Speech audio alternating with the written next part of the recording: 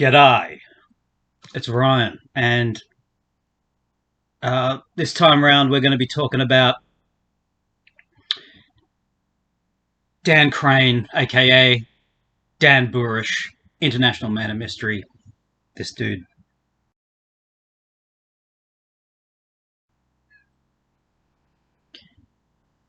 And here we got this.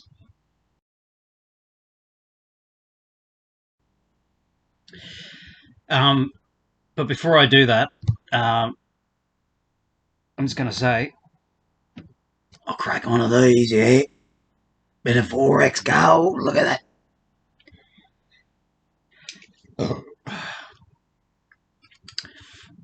Yeah, just clearing the way, yeah, clearing the passages with a liquid fucking gold, amber, yeah. Liquid amber, yeah. Nectar of the fucking gods.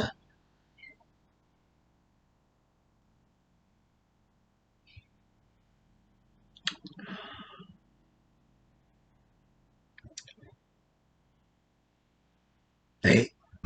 Okay. Yeah, so celebratory drink. Finally worked out how to get this kind of, system up and running so people can give me money.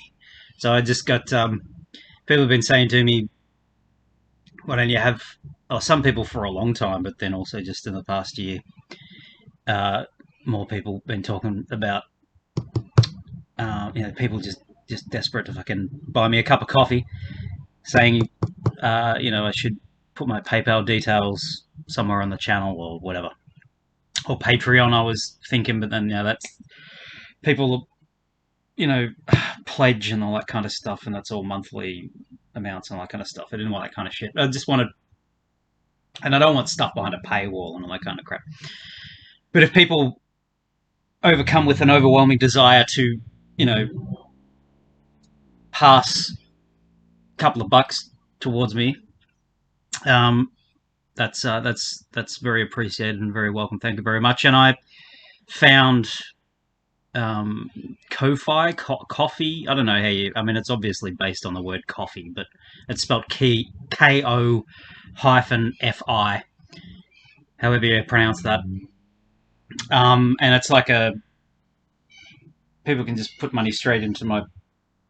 I've got to put my PayPal details into it and stuff, and there's no strings attached. One-off payments and stuff. Sweet. So yeah. And a couple of people have already, thank you very much to those people, whoever you are. So you're just anonymous or whatever. You just, fling some money my way. That's all sweet. Thank you very, very, very much. Cool. Okay, so. Oh yeah, so I get this a fair bit. The people are interested in what I have to say. They might read my book or listen to me spieling away on the channel. And they're like, okay, but this Dan Burisch crap, not really on board with that shit. Now, as I've said in, I think, a lot of videos, I think I spieled away about Dan Burisch even the very first video I made. And I talk about him, of course, got a chapter on him in my book, quoting him being interviewed by Kerry Cassidy, I think. And then a bit of something that came from him, something that he dictated, was taken down in writing that I also have in the appendices in my book. Now, I believe Dan Burisch, yes I do. Or Dan Crane, he's known as again. That is his birth name. He changed his name to Dan Burisch for reasons I won't bother going into at the moment. But he's back to Dan Crane. He took on the name of his wife at one stage there anyway, but I won't go into that. It doesn't really matter. It's the reasons behind that are all innocuous and that's all cool. Some people. This is the thing about Dan. I'm just going to call him Dan Crane in this. For the purpose of this video, he's Dan Crane. Okay, even though on the title of this, I think I'll put Burisch and shit like that because that's what he's not normally known by. Um, Lots of people are anti Dan Crane and have been for a long, long time since he first emerged, and all the way up until today.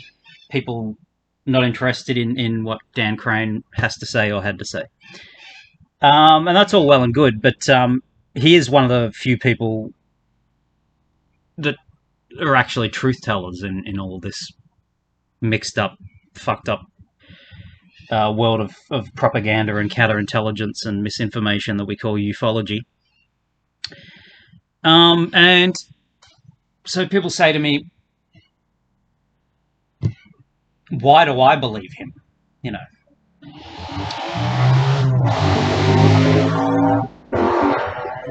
Yeah, brother, yeah.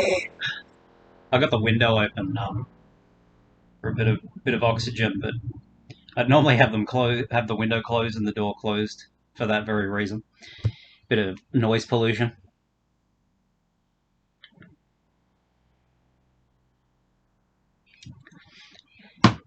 Anyway, yeah, why do I believe him? Well, I believe him for a few different reasons.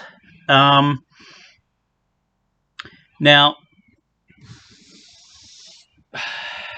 at the risk of repeating, like I've talked about this kind of stuff a lot before, and I feel like I'm repeating myself. So I'll try not to in this video.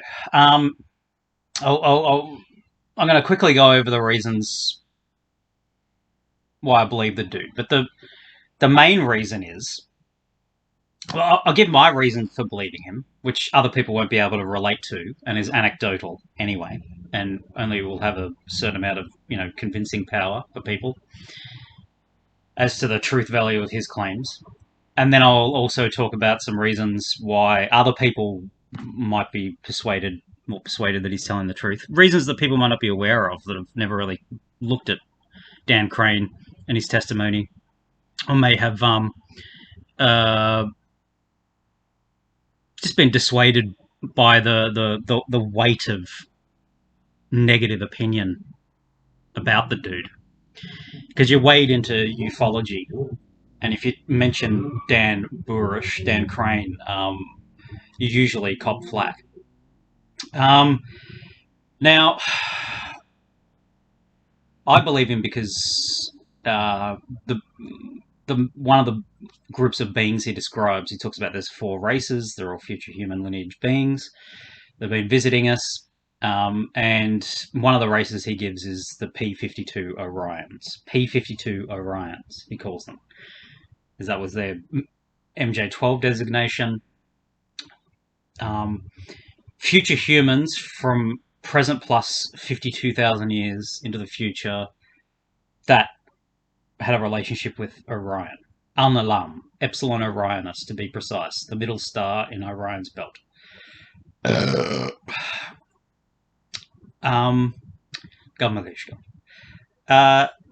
Now, yeah, okay, well and good.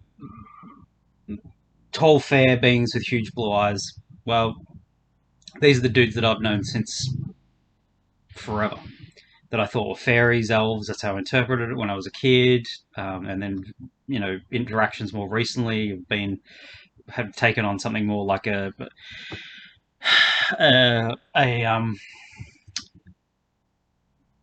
close encounters of more of a ET UFO kind of bent, which is when I started making these associations and really started getting into Jacques Vallée and Mac Tonys and things like that were making connections between the fairies and the elves and ET phenomena of today and all that kind of stuff.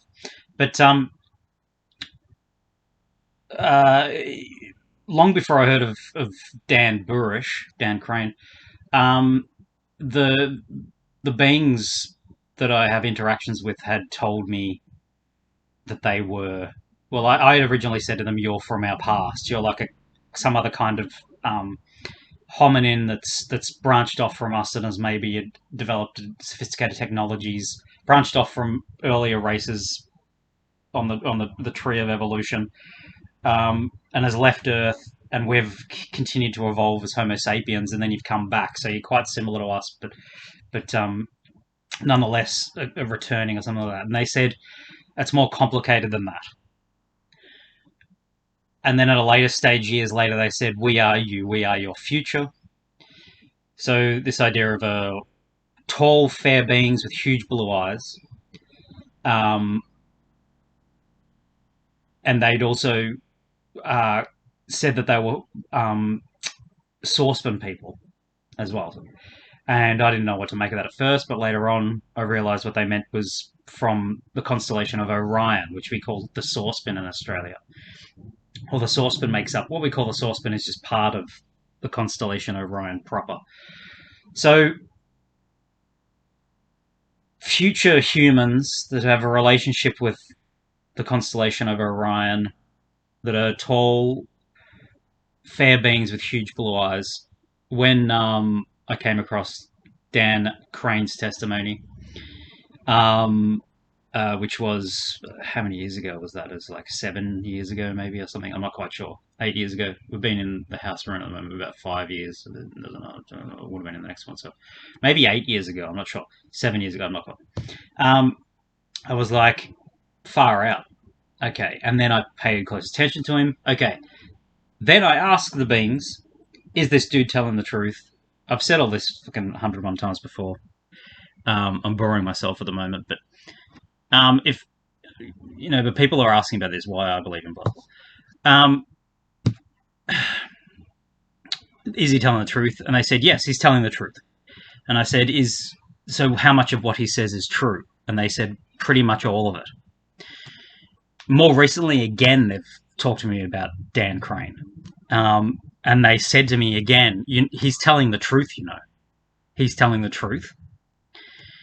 They said that to me like just a few months ago or something. And also they came and visited me just, how long ago was that? Probably a few months ago.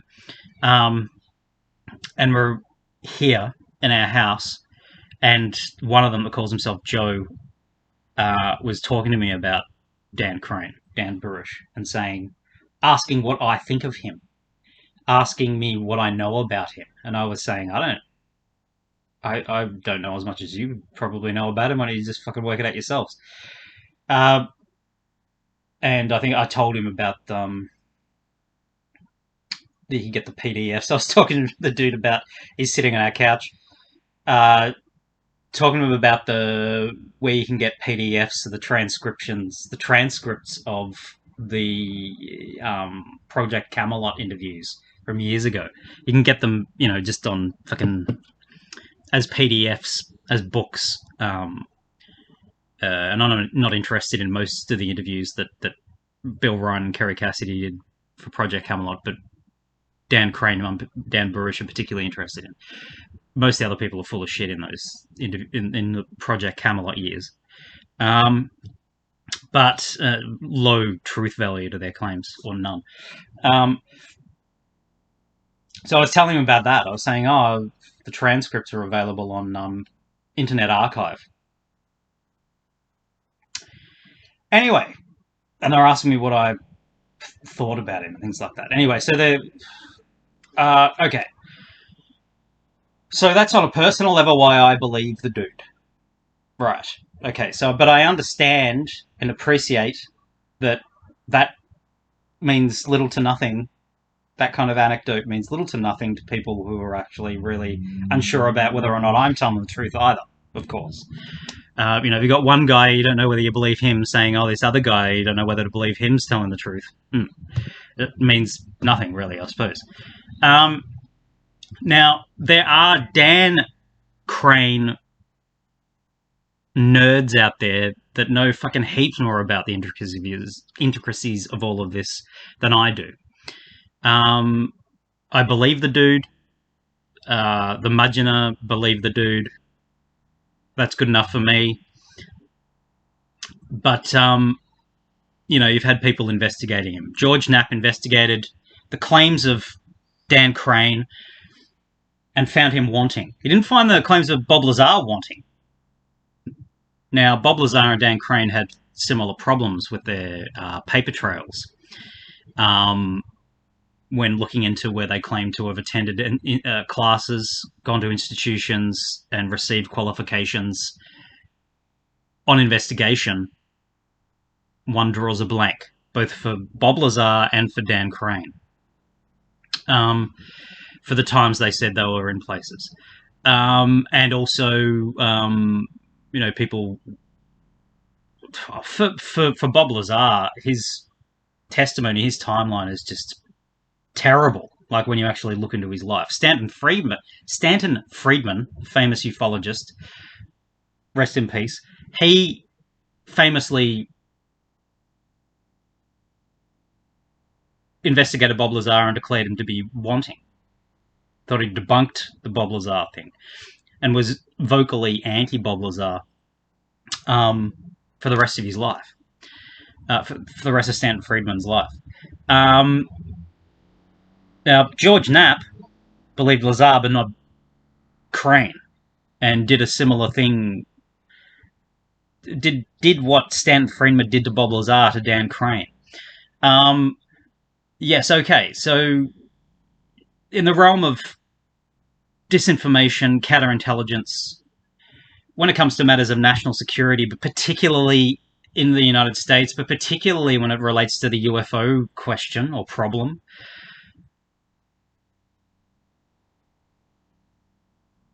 that's to be expected, okay? And George Knapp understands this under normal circumstances. And when I was on Coast to Coast with him interviewing me, he said, when we were talking about Charles Hall's people submitting FOIA requests to the USA, submitting FOIA requests to find the United States Air Force records of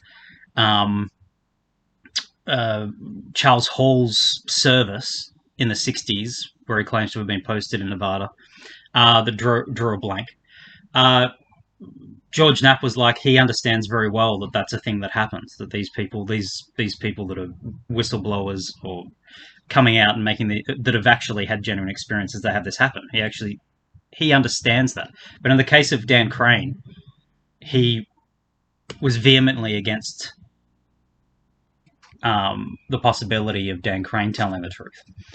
Well, the thing about Dan Crane's testimony as well is he leaves you in little doubt as to, like, if you could call it a cosmology, you could call it an ontology, perhaps, the description of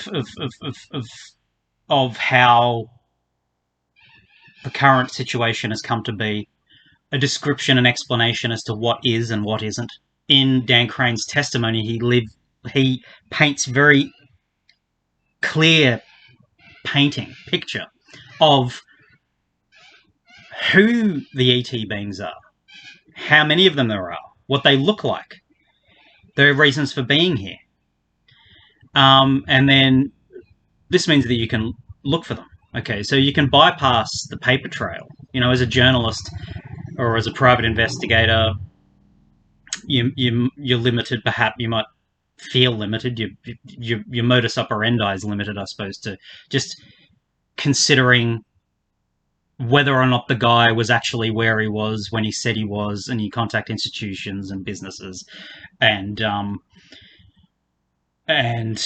try to locate the records and find out whether the guy's a liar or not in respect to those things, and then you can say, okay, he's probably a liar in respect to his claims about other things.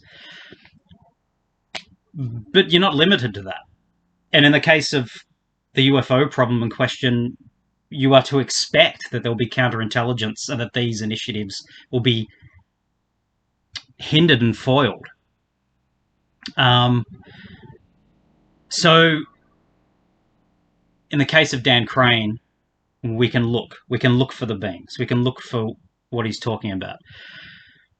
And you can find the P-52 Orions as the tall whites. And in my book, I move through cases and build a picture of the cryptoterrestrials, and get to Dan Crane's testimony and demonstrate that the elements of the description for the P-52 Orions is present through other people's cases and other testimonies through history. Did Dan Crane do a similar thing? Did he manufacture fake ETs as characters in his faux narrative by way of prior investigation and research. Well, maybe you could think that, but is it likely? I think not. Um,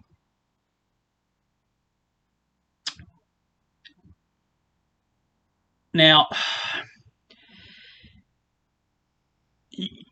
it's not just the P-52 Orion. So what Dan Crane called P-52 J-rods, which was the race that the Ben Kayala that he worked on in the clean sphere at S4.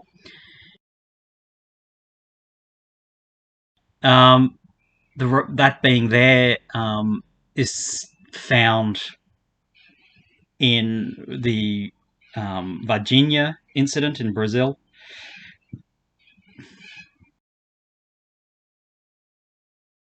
There's a very close description of those beings. Scaly, clawed, monkey-like beings with large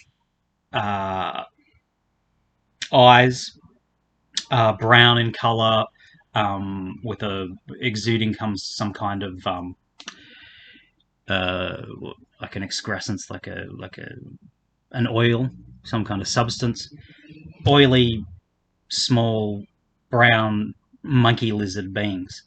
Now that's so you can find them there. The drawings that what the fuck's his name? What's the guy's? I always forget his name. The aerospace illustrator who passed away not too long ago. Fuck, I'll put the name. He did some drawings based on Dan Crane's description of Kayala, the P-52 J-rod, and you can see the slight ridges along the skull, 3 ridges. Not as pronounced as the ridges are in the descriptions of the Virginia beings, but nonetheless there. And in a separate account, I found Dan Crane, when he's being interviewed, talking about the difference between P-45 J-rods and P-52 J-rods, and one of the things he mentions is more pronounced ridges to their skull, which he said is, inconsequential or something. But he mentioned it in passing. So you can find the P-52 J-rods there in the Virginia incident. Again, you might say, oh, maybe he based another one of his characters for his false narrative from Genuine Race. It's unlikely. But when you delve into the testimony of Dan Crane, and you really delve into it, and most people don't. Most people that are naysayers that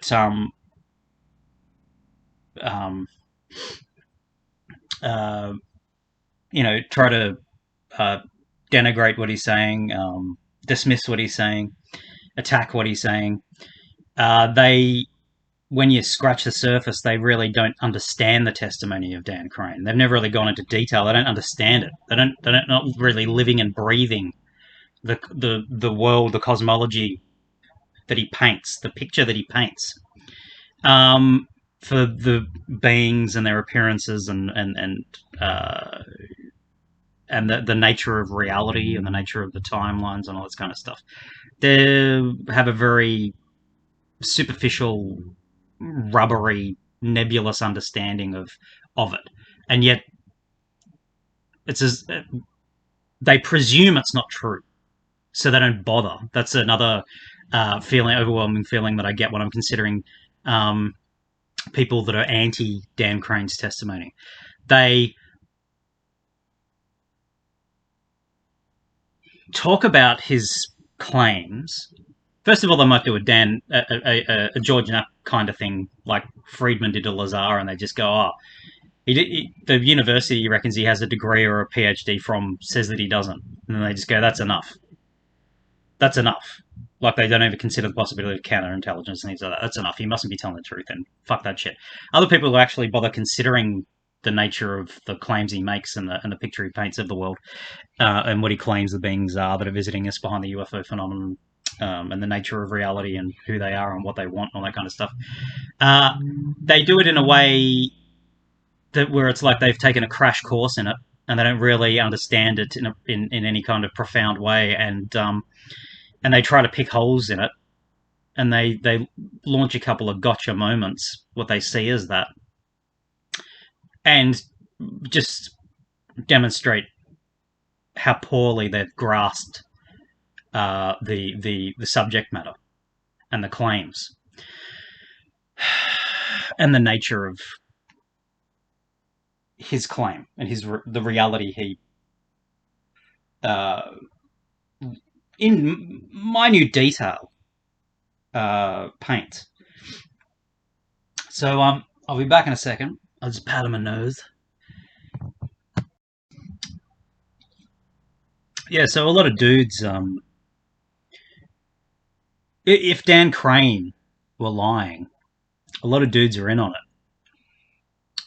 You know, like, if there's a lie, the more people you involve, the more likely it is for the deceit to get out, because people are by nature untrustworthy and they'll let something slip, or they'll boast or brag or whatever. You got someone like Bob Lazar. I believe Lazar, by the way, but you got someone like Bob Lazar who's making these claims, but he's making them alone. You got someone like Dan Crane, and he has all of these people vouching for him. He has other people claiming to have had experiences saying, yes, this is true. He has his wife, ex-wife Deborah Burisch. He has his current wife, Marcy Crane, nee McDowell.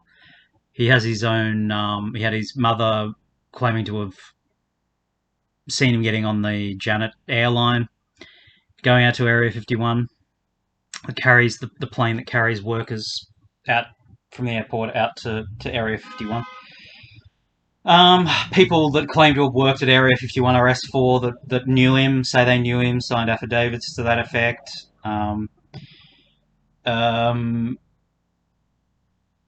Other people who claim to have worked at S4 or Area 51, like, say, Will Uhouse, the son of Bill Uhouse. Will Uhouse, lots of people not be satisfied that Will Uhouse is telling the truth either, I suppose. But Will Uhouse said, even though he didn't know Dan Crane at S4 or Area 51, that the guy definitely worked there. He just knew all about it. He knew too much. So in the case of Dan Crane, you got all of these people in on it. If it were a lie, you got all these people in on it. And to this stage, none of those people has come out and said, "Oh yeah, it was crap." Another element that's interesting about it, for people to consider who are skeptical and investigating and things like that, is he stopped talking about it, and he doesn't talk about it. I mean, I think he and his wife Marcy have some kind of website. I think they have chat rooms. They have this kind of stuff. They have something going on where they allow certain people to interact with them and all this kind of stuff. I mean, I don't really know much about it. I don't really necessarily want to know. There's a vibe I get from Dan Crane, Marcy Crane, and their host of sycophantic minions. That is a bit yuck. I think, even though I like Dan and Marcy, I mean, I've never met them, but I mean, like, just, from the vibe I get from them, watching them interviews and stuff. I like Dan. I see him as a fellow Aspie, a fellow autist. I think I understand to a certain extent the way he sees the world and his thought processes and things like that. But having said that, they're surrounded with some kind of entourage of dudes, of spooks, and yeah, like I said, sycophants as well. You know, I don't know, like I just sort of there's something that leaves a really bad taste in my mouth. Um, and as to whether or not they believe me, like this Dan Crane, like I mean, maybe they may not even be aware of me, but I suspect strongly that they are at least aware of me. They may not watch every fucking video I make or even watch many videos at all, but they've at least heard of me. Whether or not they believe my claims, I wouldn't have a clue. Um, Now, it'd be nice if they did. Not that um, I think it'd be a good idea for us to have anything to do with each other, probably, because I'm in a nice position at the moment where I'm impartial. I don't have anything to do with anyone. And from an outside perspective, that means I have no reason to lie. So I have no affiliation with Dan Crane, but I do believe the dude, you know. What was I saying? Oh yeah. There's sort of like, uh,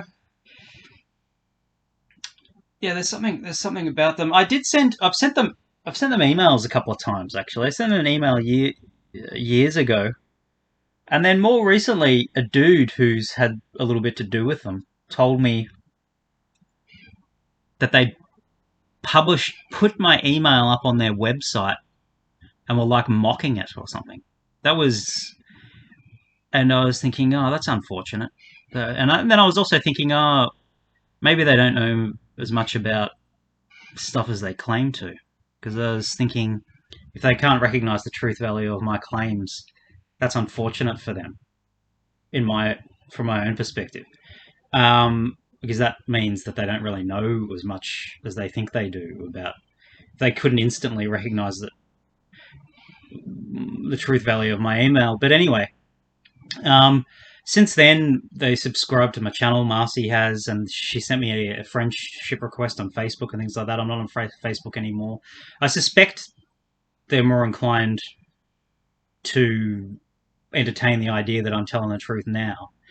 If they knew a lot about the Orions, I'm not sure if they do. If they knew a lot about the Orions, they'd know that I'm telling the truth. Anyone out there that has anything to do with MJ12 that's been read into the Orions, their physical appearance, their culture, their language, their technologies, and things like that, they'd watch my videos and know straight away this dude knows what he's talking about. So, as you can, like, just suspend disbelief. I'll just pretend for a second, people watching this, that you are in the position I'm in, and just suspend disbelief if you have any, and just say that it's true. So just say all the things I've been saying that happened to me and the stuff that I say I know, it is real and it's happening to you. It puts me in an interesting position to be able to gauge the amount of knowledge other people have by whether or not they believe me. Straight away, if people say to me, "Oh, I think you're lying," I think, okay, you don't know much. So I have that method of judgment straight away. Or they say, "You're lying for this and this reason," blah, blah, blah. I think, okay, you don't know what you're talking about. That's interesting. So I'll just forget about you. And so at first I was quite disappointed to find that Marcy, I think, didn't recognise the truth value of my claims, because it didn't bode well for her or Dan. And now they may do more so. I'm not quite sure. But anyway, having said that, what else? What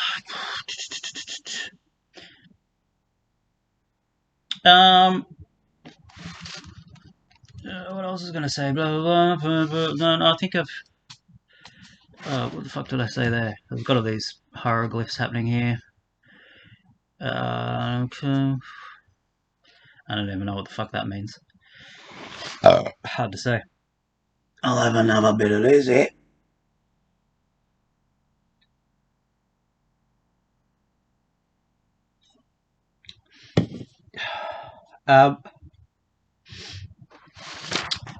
Yeah, there was something else that I wanted to say, and it's escaping me now, but when I was powdering my nose earlier, I thought of it, and now it's gone again. So maybe I'll switch this off. Yeah, okay. No, I suppose I'll just finish this by saying that that those dudes are definitely telling the truth. That their claims are just so fantastical that people often just shy away without even considering the possibility that it's real. As I've said in a thousand other places now, as time goes by, our culture is becoming influenced by the what we could call the Burisch paradigm or the Dan Crane paradigm, where it would seem to be that that the new generation is being immersed in the the multiverse um,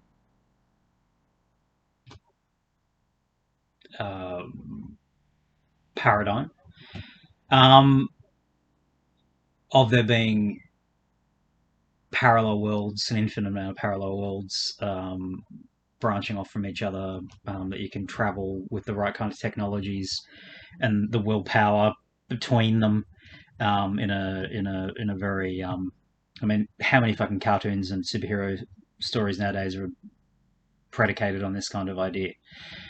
I don't know how many, but I think it's probably a shitload. It could even be most. Like fucking hell, like both DC and Marvel at the moment just can't make shows about anything else. And Rick and Morty is good shit. And but it's excellent for schooling people, just priming them to understand these kinds of concepts, even if it's in a very sort of simplistic way. Um, which is my own understanding of it anyway. I don't have a profound knowledge about it, how any of this works either. My understanding about it is about the level of Rick and Morty cartoons as well. But yeah, if nowadays people the claims made by Dan Crane are nowhere near as unbelievable as they were to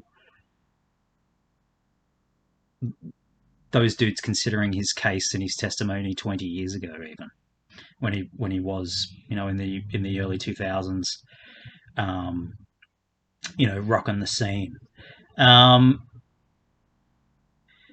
so yeah, I mean, this shit I probably left out. As I said, I'm not a full on uber nerd about